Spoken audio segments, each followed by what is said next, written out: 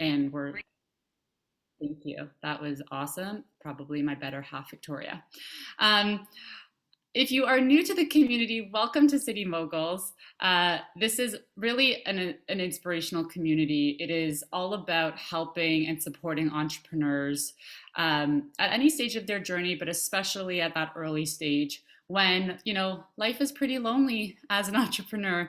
And that's pretty much why myself and Victoria created this community, was to really give a leg up to those people who were working hard from home, building their businesses, and really needed the resources, tools, and the inspiration around them to really make their dreams a reality. I will spotlight myself. Oh, you've already spotlighted me. That's so nice. Thank you. Here we are at Finance Fundamentals with Jamie Golombek. I'm so excited for this. Today you're gonna learn how to really end this year super, super strong. We're not at the end just yet. There are so many things you can do to really prep for 2022, but also end this year really strong from a finance lens. We're going to learn about some tax and estate planning tips to help you get ready. And then we have the opportunity at the end of this for Q&A. You can ask Jamie pretty much anything. Hopefully he'll be able to answer all of your questions. If you are camera shy today, no problem. You can pop those into the chat. We will ask on your behalf, or you can come off mute and ask Jamie directly yourself. Really quickly, we just wanted to let you know what's coming up in the City Moguls world. We have our most popular event, our networking happy hour, which is Wednesday, October 27th at 5 p.m. If you are looking to grow your business, if you're looking to connect with other like-minded people, this event is for you. It is for members only. If you are not a member yet, I'll explain how to become a part of the community, but this is an online networking event. Think kind of like speed dating, but for networking. It's amazing. We'll get into our guest, Jamie Golombek, in just a second. I just wanted to let you know that if you do want to join as a member and join that networking event, you can head to citymoguls.com, click join now, and you have the option to become a networker for a free month. And you can also join our waitlist, because we are waitlisting our 1 year and 6 month memberships that will reopen in January. Okay, great. Let's get into this, because I feel like everyone is super, super excited. Jamie is a phenomenal dude. I'm really excited to hear about everything he has to say. So without further ado, I will quickly just say that Jamie is a managing director, tax and estate planning with CIBC in Toronto. As a member of the CIBC Private Wealth Management team, Jamie works closely with advisors from across CIBC to support their clients and deliver integrated financial planning and strong advisory solutions. He joined the firm in 2008 after 12 years with a global investment company, where he was involved in both internal and external consulting on all areas of taxation and estate planning. So a wealth of information here, guys. Jamie has also worked for Deloitte as a tax specialist in the Toronto office, where he specialized in both personal and corporate tax planning. So tax. Let's hit it, Jamie. I'm going to pass off the mic to you, because Lord knows we need your help today. Well, thanks very much. Hopefully you can hear me okay. All good? Okay. Perfect. Great. Okay. So what I'm going to do today is spend about half an hour with you, because we want to allow lots of time for questions. Again, if you have a question, I'm not going to stop during the 30 minutes so we don't get off track, but just type it in live, and then we'll read those questions afterwards and answer as many as we can until the top of the hour. We've just released a report. It'll be out the next day or so, if it's not live yet, on everything I'm talking about today in much further detail. If you want to take a look at that, you can actually pull that off the CIBC website. But we're going to talk through 7 main areas today, just spending a few minutes on each of them. We'll give you some tax tips if you're an investor, you've got maybe some market investments, you're doing RSPs, TFSAs, things like that. We'll talk a little bit about families. If you've got children, maybe one day they'll go to post-secondary education, some of the planning opportunities there. Maybe they're already in post-secondary. We'll talk about if you've got a family member, either you or someone in your family with a disability, some planning you can be doing there. The end of the year is traditionally a time for giving, not just giving to family members, but also to charity. So we'll talk a couple of tax-effective ways on charitable giving. And we'll move into some of the election proposals that we just had. We just had that fall election federally. So there may be some changes to tax rates to think about for 2022, which might make decisions that you might want to make as a business owner in 2021. And then finally, that really will lead into our final discussion on business owners. And then if you're in corporation, what are the things you want to think about, especially if tax rates might be changing from one year to the next. And there's also some planning you want to do if you've perhaps incorporated or thinking about incorporating your business. So let's start with investors. That's the easy place to start. So let's say you're buying stocks or you're buying mutual funds, you're investing. A few things to think about. First of all, if you've got any investments with losses in them, I mean, this is unusual recently because stock market is pretty much on an all-time high. But if you have investments with losses and you want to use those losses against other gains this year or in the previous 3 years or carry it forward, you've got to trade those stocks so that they settle before the end of the year, which means your last deadline is actually not December 31st. It's December the 29th, so that it settles by December the 31st. Then you can take that loss, use it against other gains, carry it back 3 years, or even carry it forward indefinitely. Be careful though, if you've bought that stock, like Apple stock in US dollars, depending on when you bought it, there could be a foreign exchange gain or loss, which actually might affect the calculation of whether you actually have a true gain in Canadian dollars. So you want to think about that. An example of that would be the following. So let's say you've got Jake who bought shares for $10,000, and when he bought it, the dollar was at par, and maybe that was like 7 or 8 years ago. And then he just sold them for $9,000. It looks like he has $1,000 capital loss. He wants to use that, but because the foreign exchange rate is now $1.25, when you actually compute the amount in Canadian dollars, you actually see that when you take the foreign exchange, you actually have a gain of $1,250 when you net the foreign exchange with the actual capital loss. So you got to be a little bit careful when you're dealing with foreign currency here. Always be careful of something we call the superficial loss rule. That's what we call the 30-day rule. So if you sell something at a loss, but later on you end up buying it back within 30 days, that loss will be denied. And not just you buy it back, right? But if you or your spouse or partner buys it back, or corporation controlled by you or your spouse or partner, even a trust, if that buys it back, even an RSP or a TFSA, that loss would be denied. So you got to be careful if you're selling something at a loss and you're buying it back, you want to wait at least 30 calendar days. Other things you want to be careful about, people say, well, I've got a losing stock, but I think it's going to go back up. So why don't I take that stock and then contribute that in kind to my RSP or TFSA? Well, unfortunately, that doesn't work. That loss will be denied. So the way around that, of course, is to realize that loss first by selling it for cash, contributing the cash to the RSP or the TFSA, and then waiting at least 30 days to buy that stock back inside of your RSP or TFSA.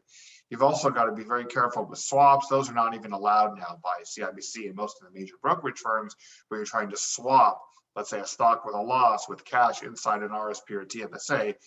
It's not even allowed anymore because it's the loss will be denied anyway. Other issues that you could think about is that if you do have a stock with a loss that you want to realize, you could gift it to a parent or to a child. That's acceptable. That would realize a loss. Some people say, well, what if I've got an index fund that tracks the TSX index? Could I buy a different index fund? And the CRA says, no, you got to be careful. That could be caught by that superficial loss rule, the 30-day rule, because those would be deemed to be identical properties. So, if you try to get fancy, I think the message is you could get caught. So just be careful on the investing. And of course, always you'll want to get professional tax advice. Let's go to more traditional types of retirement savings other than non-registered investing. Obviously, we have the RSP, we have the TFSA. The RSP limit for this year, you can contribute $27,830. You've got till March 1st deadline of next year to make that contribution, so there's no rush by the end of the year. What you do have to do, however, depending on the success of your business, is make sure that if you want to do the maximum for next year, you pay yourself at least enough income to get that maximum. That's the 155,000. And that really applies to people who've incorporated that need to pay that income out to themselves as a salary in a particular year if you want to get that maximum. But of course, TFSAs are also very valuable. If you don't have any earned income, you can still contribute $6,000 a year to the TFSA. In fact, if you actually go to this chart, you can see that we've put on this chart the cumulative limit, depending on how old you were in 2021. So anyone on this call who's at least 30 years old, you're in great shape, because if you've never contributed to a TFSA before, your cumulative dollar limit is actually $75,500, right? So that's an opportunity for you to go back and recontribute, or contribute for the first time, I should say, up to $75,500 to your TFSA, assuming that, again, you were a resident of Canada this entire period of time, because if you're not a resident, you don't accumulate the TFSA contribution room. So it's a great opportunity. If you've got a spouse or a partner, you can give them money and they can make a TFSA contribution. And the nice thing is that when the money is taken out of the TFSA, it's tax-free, and you can recontribute it the following calendar year, and it's not considered to be income. So we all know that there's various government benefits that are income tested, whether it's the quarterly HST credit, when you're older, the age credit, the guaranteed income supplement, old age security. Those could be reduced if your income is high. But if you take money out of the TFSA, it's actually not income. And therefore, you have no impact at all on these income tested government benefits. So something to think about. In terms of RSP and TFSA withdrawals. So let's talk about the RSP for a second. So let's say you're planning to buy a new home and you want to take advantage of that home buyer's plan that allows you to withdraw $35,000 tax-free for a first-time home buyer. First-time home buyer means that you haven't owned a home in the current year in the previous 4 calendar years, right? So maybe you're a renter. There's special rules if you've got divorced or separated, which allows you to participate in the program, and you have to pay the amount back over a 15-year period. There's no interest that you have to pay on this particular loan. So my advice would be that if you are trying to buy a home soon, you may want to delay the purchase of the home buyer's plan or even the lifelong learning plan, which I'll talk about, until 2022. Because what happens is you have to start paying back the year following the year of withdrawal. So by delaying until January, you get an extra year before you have to start paying back these loans to yourself or to your RSP. Now, the lifelong learning plan also is an opportunity to borrow money tax-free from your own RSP if you want to go back to school and go for post-secondary education. You have to repay those within 5 years of withdrawal.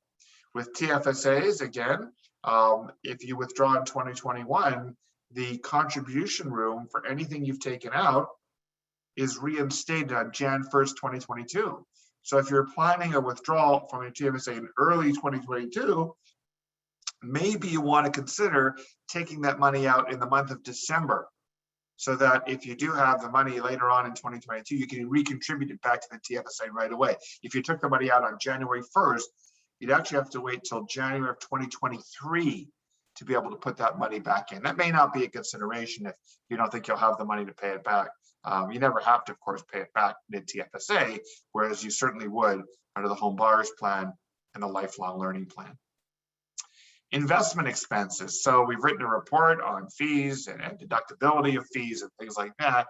So again, if you're borrowing money, let's say you're borrowing money for your business or you're borrowing money to invest, you can write off the interest, but you must pay the interest by December 31st. So make sure that you write that check, you cover off, you pay the interest by the end of the year for a deduction. And similarly, if you pay an advisor investment counseling fees, those fees are deductible for your non-registered investments, but for registered plans, they're simply not deductible. And we've covered all this in a report. All these reports are available online through the CIBC.com website and also through my own website, which is just my name, jamiegolombek.com. Another strategy to think about is the prescribed rate loan strategy, which may apply in your family scenario if, for example, you've got a spouse or a partner that is in a lower tax rate than you, but it might also apply if you've got kids that are, of course, in lower or, in fact, zero tax rates. So what I'm getting at here is the opportunity to take advantage of what's called the prescribed rate. So normally speaking, the rules say, they call them the attribution rules. If I give money to my wife to invest, she'd love it. But if I give her the money, all the income and gains that she earns attribute back to me, because the government doesn't like it when you try to do income splitting. Same thing with a child. If you give money to a child, then all the income on that investment actually attributes back from that minor child back to the parent. Now, there is an exception. The exception to this is if instead of giving the money to my wife, I loan it to her and I charge the prescribed rate, which is now at 1%, which is the lowest rate in the history of Canada. It can never get lower.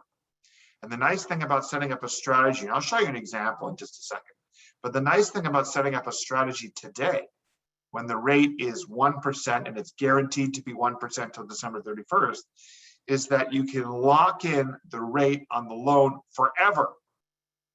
So even if interest rates rise one day to 2, 3, 4, 5%, you've done the loan when the rate was 1%, you're guaranteed 1% forever on the duration of the loan. Let me show you an example of how this might work. So here's an example here of Jack and Diane. If you get the reference, you know about how old I was. That was a very famous song back in the 80s when I was in junior high. But Diane is our high income earner. She's our 53.5% top Ontario earner. Jack is our low income husband, and his income is in the lowest tax bracket in Ontario, under $40,000 a year. He's taxed at 20%. So Diane wants to do income splitting with her husband, Jack. So what we're going to do here is we are going to loan money. Let's say it's $500,000, and we have to charge, according to the CRA, 1% interest on that particular loan. So what that effectively means is if we have a 5% rate of return on our investments, and normally speaking, this would be a mix of maybe some dividends, some capital gains, some interest income, but we'll just keep the math simple for today and just assume it's just straight income.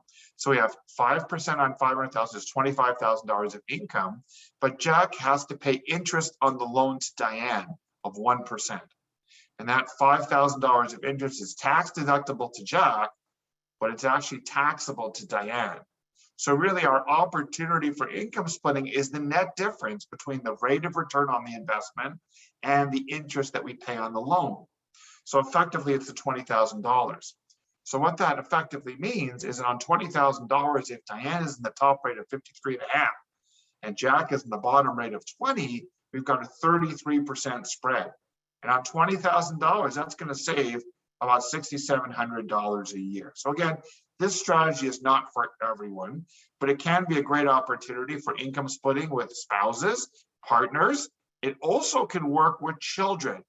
Now, like if you got young children, so for example, I've got still a youngest child still at home, he's 15. I would never loan my 15-year-old $500,000 because he never paid me back, right? So what I would do instead is go to a lawyer. I would set up a family trust. I'd make a loan to the family trust at the prescribed rate of 1% with a promissory note. I'd have the trust do all the investing and then have the investment income paid out to my son. If he has no other source of income, his tax rate on the income would be 0. And one of the strategies we're often using here is investing in blue chip dividend paying stocks that pay out a dividend eligible for the dividend tax credit.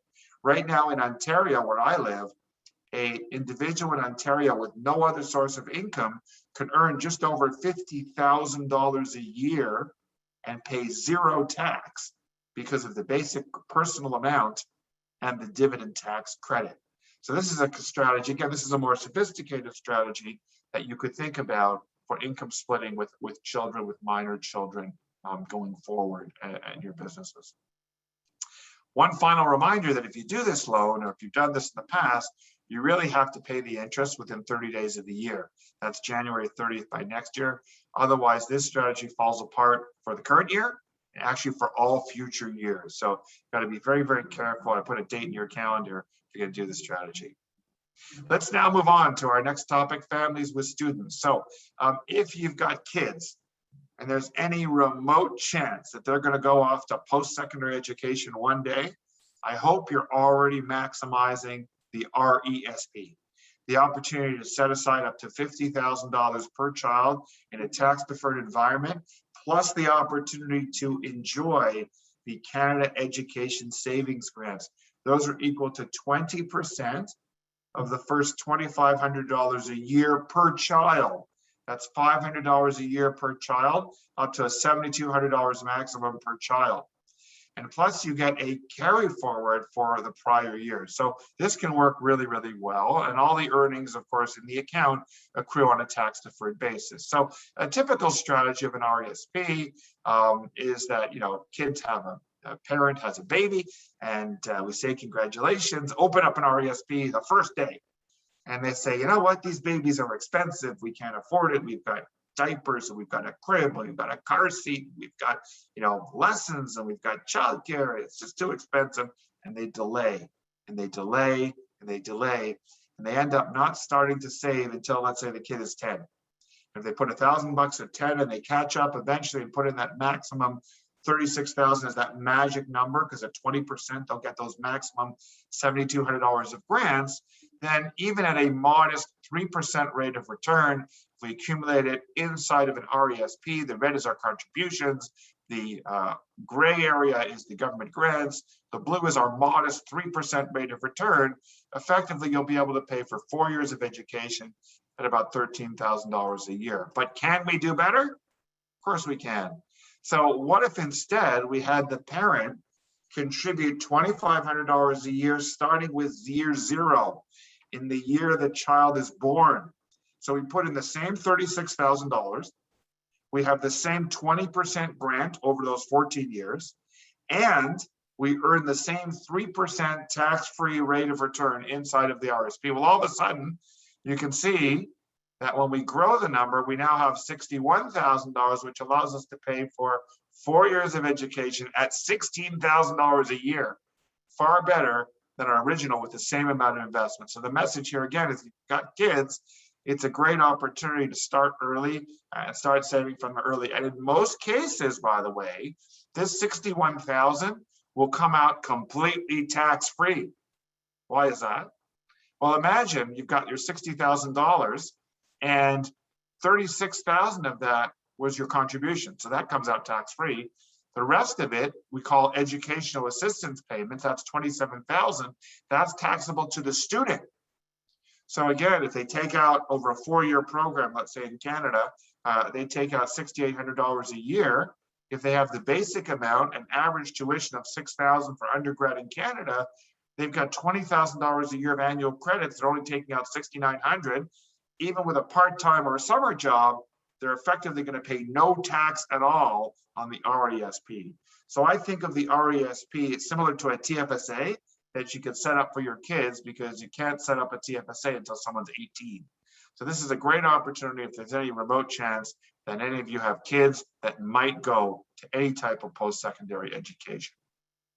One final idea on students is that if you had a child that actually turned 15 in 2021 and they don't have an RESP, you're still thinking about it, you better put in $2,000 by December the 31st. Because if you don't, you'll lose the opportunity to get the Canada grant for this year and make them eligible for the next 2 years. Similarly, if you've got less than 7 years until your kid turns 17 and you don't have an RESP, again, by putting in $5,000 a year, you'll be able to double up and you can actually catch up and get all $7,200 of grants. But if you wait past age 10, you're never going to be able to catch up. So a couple of things to think about before the end of this year of 2021 if you've got kids. Now, another thing to think about is if you've already set up the RESP, the educational assistance payments that come out are any amounts paid out to the kid to help their education. It's all taxable to the student, but again, as I said earlier, if the student has the basic amount of the tuition credit, they won't pay any tax. So some planning. What if you've got some kids that have attended school in 2021?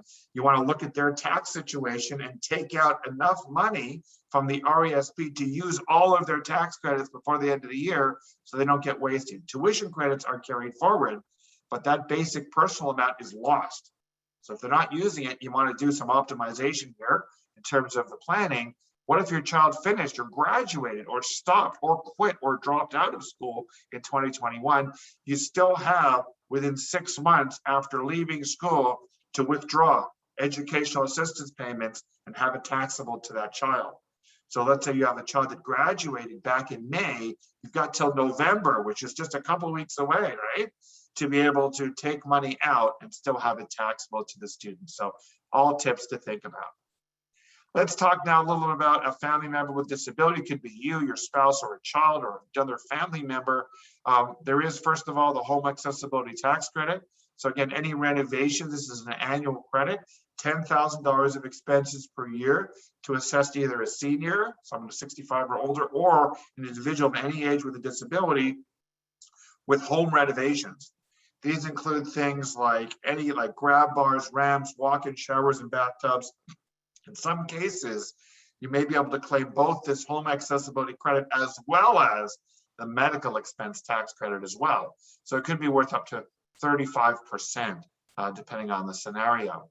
The medical expense credit, again, you've got to pay your medical expenses by the end of the year if you're claiming it based on a 12-month basis. And the valuable medical expense credit, we have the threshold here for Ontario, it's about $2,400. So it's the lesser of 3% of income, or in Ontario, $2,400, and then you can claim medical expenses. So if your income was $100,000 and 3% of that was $3,000, the lesser of would be about $2,400. Anything over $2,400, you'd be able to get a credit for. Anything under that, you've got to pay personally. So that's the medical credit. There's a deadline by the end of the year. If you're going to do any major dental surgery, you might want to have that done before the end of the year if you want to claim a credit in the current calendar year. The disability savings plan, if you've got someone in your family with that disability, they qualify for the disability tax credit as certified on the form by a medical doctor or a medical practitioner. You can put away up to $200,000 until someone reaches the age of 60. And there's no deduction for this, but there are very generous government grants. The Canada Disability Savings Grant, the CDSG, that's worth up to $70,000. And the CDSP, the Canada Disability Savings Bond, that's worth another $20,000. So that's $90,000 of money from the government deposited into these plans for anyone with a disability. So just using a very simplistic example, if we've got an individual saving for a child with a disability, they put in that bare minimum of $1,500 a year, that's the red, and we're getting those government grants matching every single year of $70,000. We're getting those bonds of $20,000 and just a 3% modest rate of return. By the end of 20 years, we'll have been able to accumulate, in this example, about $150,000. That's equivalent to an effective rate of return of 14.5%, which in many cases may be tax-free when the money is taken out and taxed in the hands of an individual with disability if their income is zero or the income is not very high.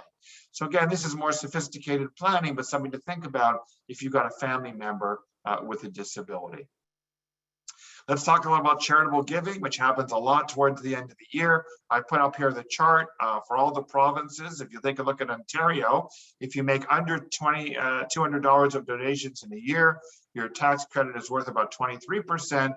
And then once you're over $200 a year, depending on your income level, you're getting between 46 and 50% back. So in other words, it's a wonderful opportunity here to get help a charity, but also be able to get a donation credit. You must make your donation by December the 31st to be able to claim a donation on your 2021 tax return. If you have appreciated securities that have gone up in value, the shares of Apple, shares of Microsoft, anything really that's gone up in value, if you donate those securities in kind to charity, you're going to get a bit of a tax break. So let's show you an example. Imagine I've got $1,000 worth of Apple shares. My cost base is $600. If I sell those shares and I have a gain of $400, if I'm at the top rate, I pay about $100 of tax. I make a donation of $1,000. And if I subtract my tax and I get my donation credit worth about 50%, my real cost is about $600 because I've got my $500 donation credit, but I've paid $100 of tax. If instead I had donated those Apple shares directly to any registered charity in Canada, and by the way, there's 86,000 registered charities to choose from, my capital gain is zero. That's a special incentive by the Canadian government to encourage Canadians to give appreciated gifts of securities to charity. So my tax is zero. I get a receipt for $1,000 of Apple shares, I get a 50% tax savings. The true out-of-pocket cost to me is only $500 to make a $1,000 gift. So again, something to think about. I've also saved the capital gains tax. So that's the things to think about before the end of the year. Let's talk for a couple of minutes on some of the tax proposals that could be coming in the months ahead for you and your business. Government liberals are proposing a minimum tax, so making sure that people in the top bracket are paying at least 15%. There's a new tax-free first home savings account that'll combine the features of both the TFSA and the RSP, allowing Canadians under the age of 40 to save up to $40,000 for a first home purchase. You put $40,000 into the plan, you get a tax deduction. When you take it out to buy your first home, there's no income inclusion and you don't have to repay it. So that'd be an interesting plan. There's the anti-flipping tax they're proposing. If you buy a home and sell it within 12 months, they want to tax that as straight income. The home office, if you're working from home like I am, they're going to bump up that to $2 a day for the entire year. So that's $500 for this year and next year. And of course, we've read, of course, about the tax on banks on earnings over $1 billion. In terms of the NDP, there's a few other changes that the Liberals also suggested that might be coming, expanding the Canada Caregiver for home givers, a multi-generational renovation credit if you want to renovate your home to add a unit for a family member, an extension credit to allow seniors to work in retirement. If you've got IVF expenses and you're paying that for a surrogate, they want to be able to allow those reimbursed expenses for medical credit, which is not currently allowed, and then even introduce a new credit for home appliance repairs.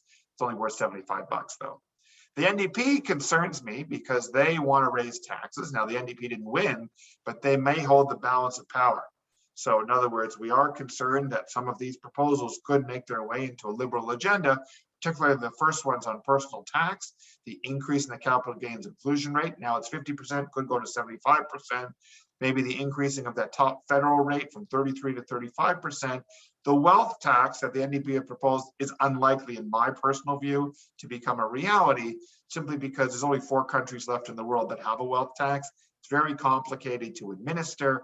And again, how do you measure unliquid wealth? Not like stock market, but how do you measure things like private companies, farming operations, artwork, and things like that?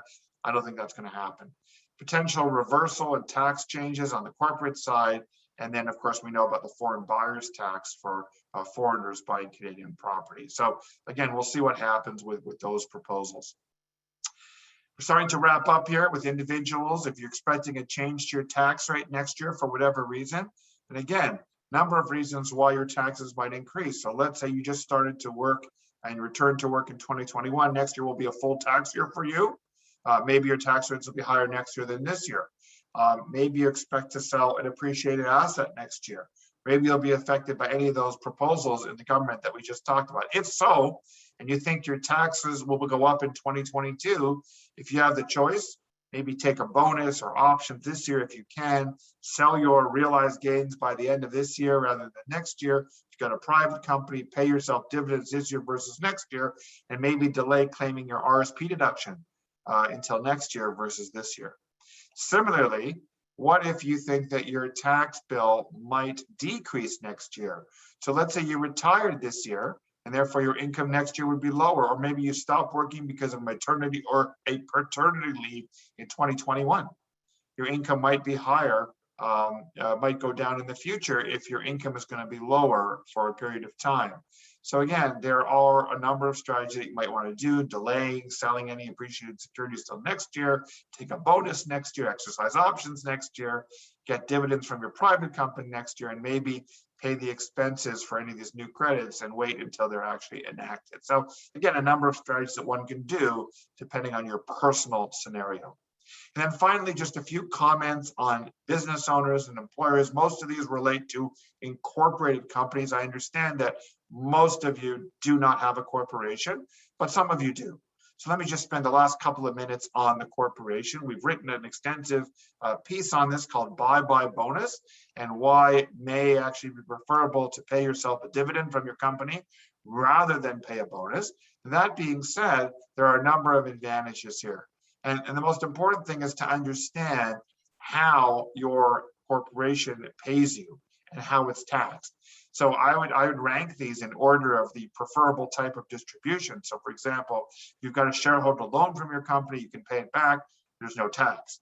You've got capital dividends that occurs when the company sells, let's say, an asset for a capital gain. You distribute to the tax-free portion, the 50% portion to you through the capital dividend account. Those are tax-free. Then you've got your eligible dividends, your non-eligible dividends. Again, those can be paid out to you at preferred tax rates because of the dividend tax credit. And then finally, of course, if you're a corporation, you can pay yourself a salary or bonus. The company gets a deduction for it, but you pay tax on it at your marginal rate. The nice thing is it creates RSP room. The magic number for next year is 162,000. In other words, if you want to get your maximum RSP next year, you got to pay yourself at least 162,000 by December the 31st this year to be able to claim the RSP room for next year. A lot of people love the idea of being able to do income splitting with a corporation. I'll tell you that as of a few years ago, that's no longer possible. Because, you know, dividends, while you can pay them from your corporation to your spouse and to your kids if they're shareholders, the problem is that the new rules for TOSI, tax on split income, effectively impose a tax on that at the highest rate if the spouse or kids are not actively involved in the business.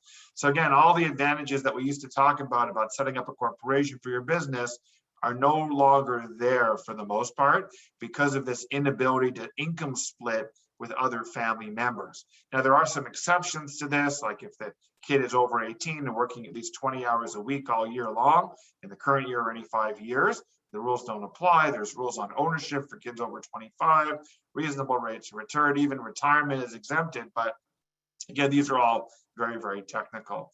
We've written a number of pieces for the business owner, particularly if the business owner wants to pay herself enough income every year to do the RSP. We've written a piece on that. RSPs, a smart choice for business owners. We also are a big fan that business owners, if you have got a corporation, you should be paying yourself at least enough income every year to be able to have enough cash to fund TFSA. Because remember, TFSA is earned tax-free investment income, whereas if that investment income was left inside of your corporation, it could be taxed at high rates. In addition to that, it could be subject to very punitive rates on passive investment income, depending on whether or not you are in a province that loses the small business rate. So again, that's a little bit more complicated, but I wanted to end on that note. So I'm going to make sure that we had enough time for questions. Just a reminder that all this information is available under CIBC.com under our advice center. We have a section called tax tips. My personal website, also authorized by the CIBC, is simply jamiegolombek.com. On there, I've got every article I've ever written for the Financial Post for the last 20 years. It's all searchable, including the article I wrote this morning on an individual who was a dentist who used his corporation to buy a vacation property in the Laurentian Mountains and got into big trouble for using corporate funds to pay for his vacation. So you got to be very careful with that. But at the end of the day, all my pieces are there. All of the publications, over 100 publications from CIBC are listed both at CIBC.com and jamiegolombek.com. So with that, I'm going to stop sharing my screen and turn it back over to you to host the Q&A session. Thank you so much, Jamie. Wow, so much good information in there. Holy smokes. I hope that was as enjoyable for all of you as it was for me. And thank you so much, Jamie. That was amazing. I'm gonna, sorry, I have some messages in the chat. I'm gonna go back to Khaled. I don't know if you wanna ask Jamie on camera, if you wanna come off mute and ask this question. You are free to. I'll give you a second if you'd like to. Otherwise, I will. Sure. Can you hear me? Yes. Perfect. Sorry, my camera is not working. I'm actually behind a Citrix fire block. Anyway, my question, thank you, Jamie, for the wonderful presentation. My question is with respect to superficial losses. And you had indicated that you cannot buy it back within the 30 days. And I understand even before you sell it, it's 30 days before and after. But my main question is with respect to partial positions. So let's say I'm holding 100 shares of Microsoft. It went down. I sell 50. I wait 30 days. I buy it back. Is the fact that I'm holding half the position of Microsoft would preclude me from the loss? And is it in all accounts? So if the answer is yes, would I have to be careful from TFSA's, RSP's corporate accounts as well? So is it basically a full dump of the shares, or can I play partial shares is my question. Yeah, so great question. Of course, one we've been asked many times before, and one I've written an entire article about. I just posted that article link in the chat room for you. Take a look at it. It is far too advanced to explain on the call. There is actually a mathematical formula for calculating the portion of a partial disposition. You may be denied the loss if you don't get out of it completely. And they do look at all your accounts held in your own name. They don't look at accounts held corporately, RSPs and TFSAs. So again, if you've got shares in multiple accounts, they will look across all your accounts for that particular holding. But if again, you do only a partial disposition, you actually could find yourself in trouble. Take a look at the article I just posted. There is a formula from the CRA. There's even a case that came out about it recently. It's quite complex. Perfect. Thank you very much. Thanks so much, Khaled, for your question. I'm going to flip it to Lawrence. If you are here and you'd like to ask your question to Jamie on camera, off mute, if you'd like. I'll give you a second. Lawrence. Hey, Jamie, how are you? Enjoyed the talk as always. Thank you. My question, you touched on it briefly, maybe with the change in the rules regarding income splitting, but are there still advantages to a family trust, setting up a family trust and setting up cost and administering a family trust versus simply, in trust for accounts? And, I mean, my understanding of talking to my accountants and advisors is that the significant advantages that were there are no longer there. I will mute myself in this. Yeah, no, I think there are still advantages. We use family trusts all the time, and we use them for income splitting when the numbers are significant. Significant means like, $500,000 or more. The example that I showed you earlier was the idea of income splitting using a prescribed rate loan of 1%. We have many, many families at CIBC that we work with that are using family trust specifically for income splitting. They want to make sure that they're doing this properly. They've got minor kids. They're in private school. They're paying very expensive tuition for these kids, $30,000 a year, 2 kids, $60,000. They're doing a prescribed rate loan strategy. They don't want to loan money to a minor because there's legal concerns with that in terms of repayment and also in terms of enforceability and risk in terms of the investment. So they are setting up a family trust and they're doing it with a lawyer. They're making sure that they do everything properly. They're doing the loan to the family trust, charging 1%. So we see lots of family trusts. There's a bunch of other reasons why someone might use an inter vivos trust. They might use it for privacy. They might use it specifically for probate planning, alter ego trusts, or a form of inter vivos trust in a province like Ontario, the 100% probate. I think what you might be either confused with or mistaken with is the idea of a testamentary trust. Testamentary trust used to be very tax advantaged because they got a different set of graduated rates. Those rules changed a while ago. And we would agree that from a tax planning perspective, the testamentary trust doesn't really help you very much. It helps you in terms of protecting assets from spendthrift beneficiaries and things like that. People with disabilities, trusts are very, very important. We have Henson Trust in Ontario for that. But I think, family trusts are still very important. And if I can find it, I'll also post a link to an article I wrote about trusts that really talk about all the advantages of using a trust. But great question. Thanks very much. Thanks so much, Lawrence, for your question.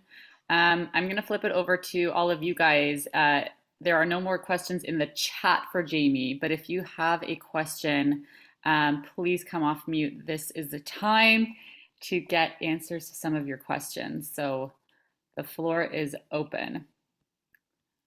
We'll leave it to you guys to. Emma, do you have a question? You just came off mute. Maybe not. Okay. Jamie, one question I had, and I don't know if you already touched upon this, but when can you start a trust for a child? What is the earliest time you can do that?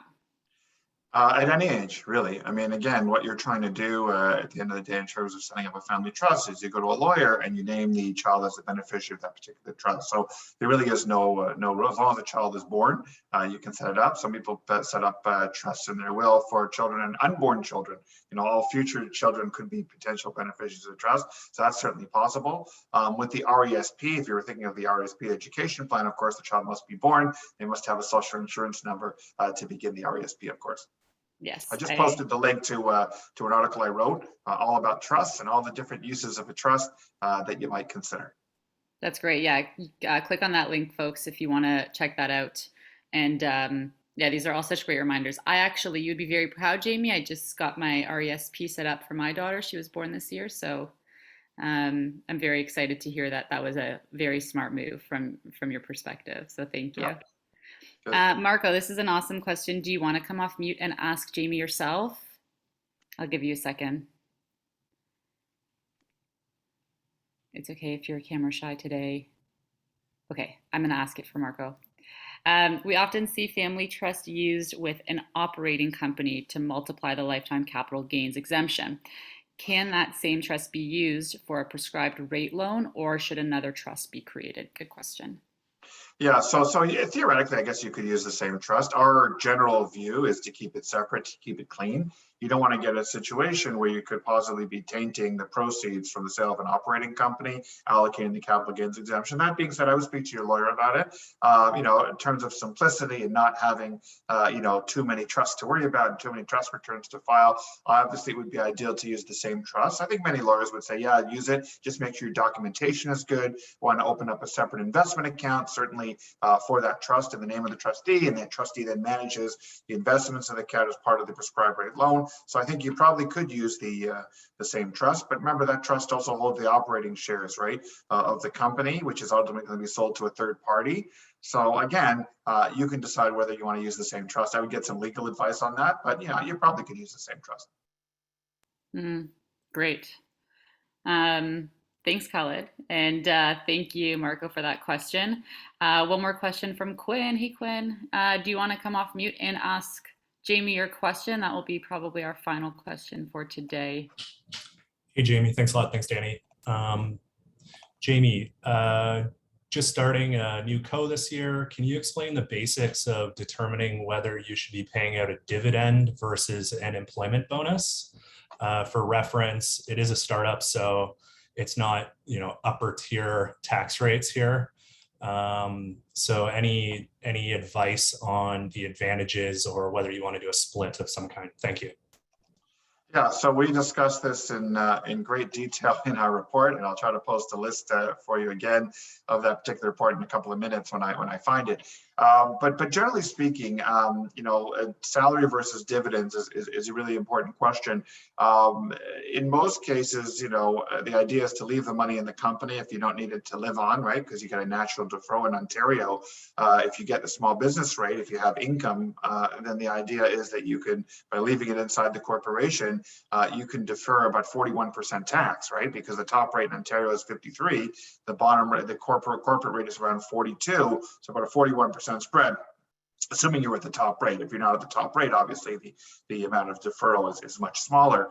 That being said, our general advice is to allow the business owner, to encourage the business owner to pay themselves at least enough salary or bonus every year to contribute to an RSP, and also to make a TFSA contribution, because that allows you to earn tax-free retirement income for many, many years, decades going forward. So again, we've written a lot on this. I encourage you, I can't find it on the top of my head, but we encourage you to take a look at my website, jamiegolombek.com, under publications. We've written at least 5 pieces that really tackle this issue in terms of bonus versus dividends and paying it out. And we go into a lot of mathematical calculations on this. Each situation is individual. We encourage you to speak to your accountant, who should be able to run some numbers for you. Thanks, Quinn. Great question. I'm sure a lot of people need to hear that advice. And again, check out Jamie's website for further info. Okay, final question from Randy. Should someone avoid opening and maximizing their TFSA if they are at risk of a divorce? Great question. No, it shouldn't matter whatsoever. Look, in a divorce in Ontario, most provinces, there's going to be a division of property from the date of marriage to the date of separation. So whether or not you have an RSP, a TFSA, whatever it is, all the assets are going to be split. So if you open up a TFSA and you get divorced, 5 years later, then the assets in that TFSA are going to be split, whether or not it's in the TFSA. So again, I would go for the TFSA. I understand what it is.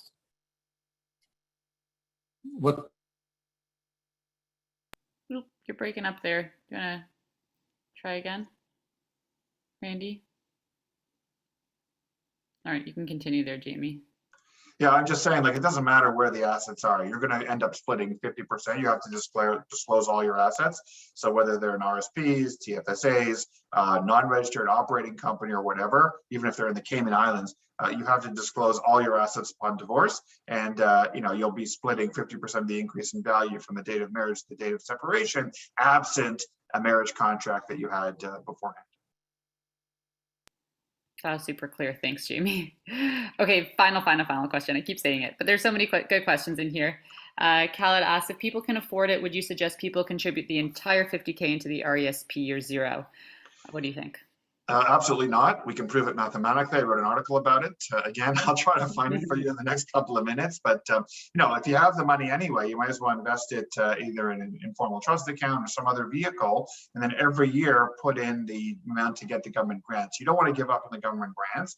At the end of the day, you can invest in a capital gains type investment on behalf of the child. There'll be no attribution on the capital gains. So our general advice is, if you do have the 50 grand, put in the $2,500 for year one plus the extra 14.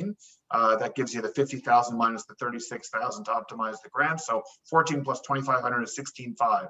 We put in 16.5 in year zero, and every year we put in another 2,500. We max out the 50,000 by age 14, and you've got the whole money in there, and you've got all the government grants. And actually, I've written an article about it about 10 years ago that actually shows you the math behind it. Take a look at it on my website. Beautiful, super helpful. Khaled, I'm sure that answered your question very clearly. Guys, thank you. Jamie, thank you so much. This was so informative and so valuable. I hope everyone enjoyed it. Please go check out Jamie's website. Again, he has so many great resources there. And we're so grateful to CIBC for powering all of these incredible sessions, as well as our networking happy hours. So thank you, big thank you to CIBC. And Jamie, thank you so much for your time. We really appreciate it. If anyone is interested in joining the City Moguls community, now is the time. You still can. We have a 30-day free trial. Victoria's going to pop that. Oh, she already did. She's popped that into the chat. We have so many amazing programs just like this. We have webinars, workshops, mastermind programs, mentorship programs. So you can join for a 30-day free trial and join as either a networker for now or join the waitlist to become a full year or 6-month member. Thank you again so much for joining us today. We hope you guys have a fabulous rest of your week. And big thanks again to CIBC and Jamie for joining us, and have a wonderful, wonderful rest of your week, everyone. Take care. Bye-bye.